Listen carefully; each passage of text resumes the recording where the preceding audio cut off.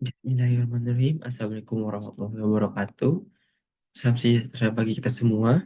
Perkenalkan, nama saya Mahardika Agustina, mahasiswa semester 6 dari kelas 6B Sistem Telekomunikasi Angkatan 2021.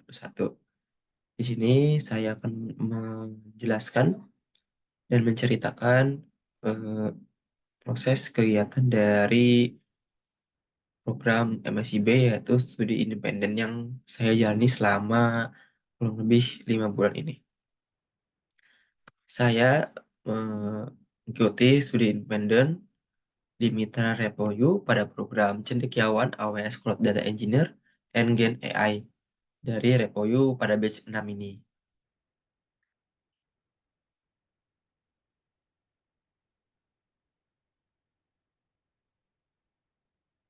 Pada program MSCB batch ke-6 ini adalah pertama kali saya mengikuti program studi independen dan menjadi peserta pada Mitra Repoyu di program Cendekiawan AWS Cloud Data Engineer and Gen AI Track. Mengawali pada program tersebut, saya mengikuti kegiatan onboarding bersama seluruh peserta Repoyu yang dilaksanakan melalui platform Zoom. Program ini juga berisikan banyak materi. Pada saat pelaksanaannya, kita juga ditemani oleh mentor, mentor gitu yang memang sudah ahli pada bidang tersebut. Selain itu juga pada proses awal kita diberi informasi mengenai hal-hal yang akan kita lakukan selama program ini gitu. Mulai dari mentoring, intro this week, ataupun memang temu awal setiap minggunya gitu. Bersama session mentor, lalu pematerian bersama orang hebat setiap minggunya, kuis, sampai dengan proyek akhir bersama dengan tim. Pada program ini saya berada di tim 23 yang berisikan 9 orang dan dimentori oleh Adwi. Pada bulan pertama, saya mendapatkan beberapa materi yaitu terkait Introduction to Data Analytics. Pematerian ini dibawakan oleh Karoman, lalu dilanjutkan dengan data cleaning oleh Karoman lagi, lalu SQL diawali dengan introduction, lalu ke database with SQL oleh Kak Sheila, lalu setelah itu melanjutkan lagi SQL tahap 2 yaitu dengan case study dengan Kak Sheila juga gitu. Untuk proses mentoring pada kegiatan ini, saya melakukan proses mentoring dengan mentor itu setiap satu kali dalam satu kali dalam seminggu. Sesi ini biasanya membahas terkait materi, lalu terkait tugas, terkait kehadiran, keaktifan, dan masukan pada kita selaku mahasiswa program terkait materi-materi pada minggu tersebut seperti itu. Lalu untuk eh, pematerian ini gitu atau pada sesi lektor biasanya terdapat kuis di tengah-tengah sesi yang tujuan untuk mengasah pengetahuan selama lektor berlangsung. Tapi kuis ini tidak masuk ke dalam penilaian peserta. Pada bulan pertama juga kita terdapat beberapa individual assignment ataupun tugas, yaitu tugas terkait data analytics dari materi yang sudah diberikan, lalu terkait Amazon Web Service seperti itu. Kelas yang diberikan itu pada repo ini full offline. Biasanya kita melakukan sesi interaktif pada Zoom ataupun memang melakukan sesi menggunakan video recording ataupun memang live session di di YouTube seperti itu. Pada waktu itu pada saat materi SQL kita menggunakan platform Google Cloud untuk melakukan praktik SQL ini. Seperti mempresentasikan data yang sudah ada di dalam basis data yang ada di Google Cloud tersebut.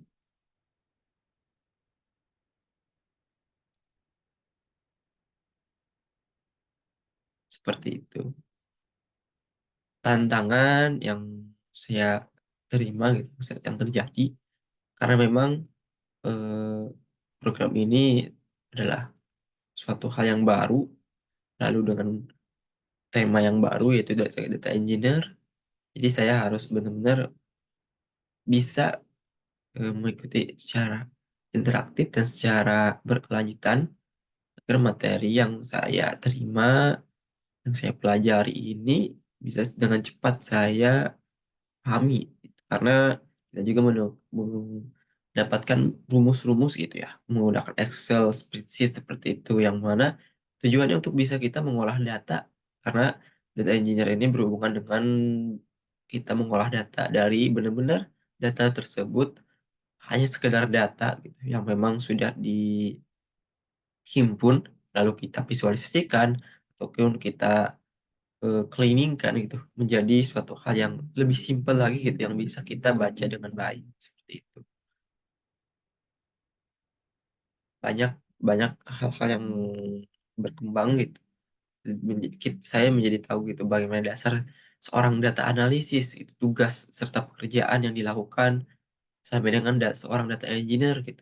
Bagaimana proses ataupun perbedaan data engineering, data analytics, data scientist, serta masalah-masalah yang ada di pekerjaan tersebut. Kita juga belajar terkait matriks pada data untuk memvisualisasikan tersebut gitu. Lalu selain itu juga kita mendapatkan rumus-rumus untuk menjedahkan materi itu terkait EDA ataupun exploratory data analysis. Selain itu juga data manipulating, formatting, data cleaning, seperti itu menggunakan Google Cloud itu pada bulan pertama. Lalu untuk di bulan kedua saya juga mendapatkan materi baru selain dari SQL tadi, yaitu lanjutannya terkait SQL 3 tuh. Di sini mendapatkan case tadi juga dan materi terkait rumus-rumus terkait SQL joins, union, and CTE. Tuh. Lanjut setelah itu saya juga mendapatkan materi terkait Cloud Essential. Nah, materi Cloud Essential ini lebih interaktif dan lebih baru lagi gitu sesi ataupun cara untuk mendapatkan materinya, karena untuk Cloud Essential ini kita menggunakan platform yang namanya AWS Skill Builder ataupun game namanya gamification. Jadi suatu platform di AWS yang mana kita tuh seperti berada di permainan game gitu. Yang mana kita nanti akan mendapatkan misi-misi untuk menyelesaikan case-case yang ada di dalamnya gitu. Nah, beberapa sekitar 3 minggu ataupun 4 minggu kita menggunakan platform tersebut gitu, di mana banyak materi juga gitu yang kita harus selesaikan, misal seperti Cloud Practitioner Essential. Jadi di sini kita itu menyelesaikan tugas-tugas menggunakan fitur-fitur yang ada di AWS gitu. Jadi kita bisa mengetahui cara membuat ataupun menggunakan dari fitur tersebut, yang mana itu memang bermanfaat pada sisi marketing maupun pekerjaan dari suatu perusahaan gitu. Karena di situ juga kita benar-benar diberitahu gitu bagaimana ataupun apa yang diinginkan oleh suatu perusahaan gitu. Misal perusahaan menginginkan database yang memang bisa dengan mudah dan murah gitu dikelola, tetapi mereka tidak ingin mengelola sendiri. Jadi di situ juga ada fitur-fitur tersebut gitu. Bagaimana kita membuatnya, bagaimana suatu perusahaan itu mempunyai suatu platformnya gitu. Teknologi yang memang untuk basis data ataupun penyimpanan seperti itu. Selain itu juga terkait AWS Foundation, yaitu Getting Started with AWS Cloud Essential, kayak job roles in the code juga kita di situ apa namanya menerima materi tersebut. Selain itu juga terkait fitur AWS Storage, Amazon Simple Storage, atau selain itu juga Amazon S3 dan IAM. Selain itu kita juga ini mengikuti webinar yang emang pemateri-pemateri ini adalah orang-orang hebat yang ada di Amazon, dari Amazon Indonesia. Beberapa kali gitu kita mengikuti. Yang pertama itu saya pernah mengikuti terkait Cloud Practitioner Essential Days dan Technical Essential Days. Nah, di sana pada webinar AWS ini, di sana pemateri itu berasal dari tadi itu orang yang memang bekerja di Amazon Amazon Web Service Indonesia seperti itu. Di sana mereka menjelaskan terkait fitur-fitur, terkait bagaimana perusahaan gitu menginginkan suatu apa ya, suatu hal gitu terkait untuk bagaimana mereka mempunyai basis data ataupun tempat penyimpanan. Tetapi kebanyakan dari perusahaan itu tidak menginginkan mereka tuh mengolah sendiri. Jadi bagaimana AWS ini bisa memudahkan mereka gitu, tanpa perlu mereka pusing mengelola dari data-data mereka, seperti itu. Nah, selain menggunakan platform tadi, kita juga menggunakan platform Labs yang ada di AWS itu. Jadi ibaratnya kita di sini seperti menyelesaikan case case gitu ya di dalam suatu labs dan di waktu gitu. Dan sebenarnya tidak beda jauh dengan tadi menggunakan gamification pada AWS Skill Builder, cuman untuk labs ini lebih simpel seperti itu.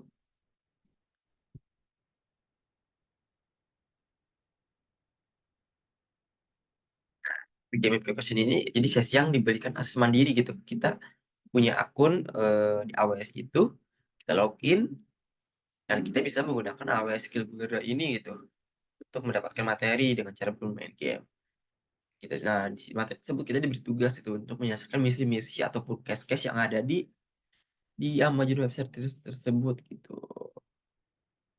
Nah, biasanya setelah kita menyelesaikan, kita itu mendapatkan achievement gitu. Yang pada kesempatan ini, karena memang mengenai data analis, jadi kita mendapatkan satu achievement badge terkait data analis practitioner yang mana bisa dihubungkan ke LinkedIn gitu. Tapi itu harus menyelesaikan sampai dengan batas salah satu batas gitu. Ibaratnya misalnya 5 case harus diselesaikan dan baru bisa mendapatkan itu seperti itu. Itu bulan kedua, lalu untuk bulan ketiga juga kita mendapatkan labs lagi, lalu pematerian gitu terkait AWS College Social Sharing Session. Dan sama juga terkait kita juga sering mengikuti dari sharing session dari tadi sama saja gitu pekerja yang memang dari AWS mereka mengulas kembali beberapa materi yang memang sudah diberikan oleh mentor, mereka benar-benar mengulas kembali dan sewaktu sampai dengan kita juga bisa memahami lebih dalam lagi seperti itu. Lalu juga kita mendapatkan sesi labs juga terkait Amazon Cloud Front, AWS EAM, lalu seperti webinar juga gitu. Lalu juga terkait Amazon Redshift kita juga mendapatkan pemateri tersebut. Lalu building with Amazon Redshift Cluster. Lalu terkait relational database on AWS, building with Amazon RDS database gitu. Jadi banyak pematerian sampai dengan maaf, sampai dengan bulan ketiga ini dan sesinya online menggunakan platform AWS, gamification, labs dan benar-benar interaktif gitu. Jadi tidak semuanya memang kita menonton mentor recording ataupun hanya sekedar menonton YouTube. Di sini juga kita benar-benar banyak interaktifnya dengan mentor dan benar-benar kita juga harus aktif gitu karena untuk labs dan segala macam kita juga harus paham karena itu nanti kan bersangkut pautan dengan tugas akhir yang dinamakan capstone project seperti itu. Capstone project ini tugas akhir ya berkelompok yang mana kita di sana itu disuruh untuk membuat case, membuat eh, suatu data yang memang banyak itu sampai puluhan ribu row baris kita olah dan bagaimana kita bisa mempresentasikan data tersebut mulai dari dan mengolahnya gitu mulai dari data cleaning, data visualisasi, data communication, data analisis juga gitu di sana kita harus melakukan hal tersebut gitu dari data yang memang kita pilih. Dan pada tugas akhir capstone project kelompok saya itu awalnya data tersebut mempunyai 30 row atau baris ke bawah 30.000 kurang lebih kita cleaning menjadi sekitar 26 ribuan data yang memang eh, banyak kita hilangkan gitu data-data yang tidak fokus ibaratnya yang ada di, basis data tersebut gitu. Lalu kita buat biar mudah untuk dibaca oleh orang-orang karena benar-benar data tersebut karena puluhan ribu tadi dan raw-nya pun ke samping banyak gitu, agak susah buat orang memang membaca gitu. Di sana nanti setelah ini akan dijelaskan. Nah, bulan keempat ini saya mendapatkan, beberapa materi juga gitu terkait data visualization with QuickSight, yaitu QuickSight itu suatu fitur gitu di iOS yang memang untuk digunakan sebagai memvisualisasikan data gitu. Jadi kita data yang kita masukkan, kita ingin membuat diagram baris, tabel, ataupun chart dan lain-lainnya gitu. Chart berbentuk bulat, donat seperti itu, ataupun memang tangga gitu. Nah, di sana gitu, menggunakan QuickSight ini gitu. Kita juga belajar terkait data visualization dan communication seperti fundamentalnya, eh, communication data fundamental itu seperti apa seperti itu. Nah, ini untuk sesi itu kita sesi Zoom interaktif bersama mentor Karoman lagi seperti itu. Lalu terakhir juga kita belajar Gen AI yang mana menggunakan platform dari Amazon Q. Nah, di sana kita itu salah satu, materinya itu kita membuat bot menggunakan Gen AI yang ada di Amazon gitu. Jadi nanti bot tersebut kalau kita menanyakan terkait fitur, nanti bot tersebut akan menjelaskan gitu, fitur dari iOS apa yang kita tanyakan tersebut seperti itu. Banyak tantangan gitu, bagaimana kita banyak tantangannya gitu untuk, program ini. Nah, di akhir itu kita, tugasnya itu tadi capstone capstone project. Itu per tim. Karena 9 orang kita bagi-bagi gitu. Banyak kok, memang tugas-tugasnya gitu. Tadi terus kayak data visualization, data cleaning, data communication, data analysis, ada 4 dan, dibagi, satu row atau tugas itu 2 orang. Dan sisanya lagi sebagai tim leader ataupun tim capstone ini bagaimana mereka bisa, eee, memberikan instruksi bantuan juga gitu kepada teman-teman. Nah, caption ini nantinya itu akan dipresentasikan di akhir gitu pada mentor-mentor yang lain dan untuk dinilai sebagai tugas akhir dari kegiatan magang maaf, kegiatan studi independen di Repo U ini pada program, AWS Kawan Cloud Data Engineer and Gen AI.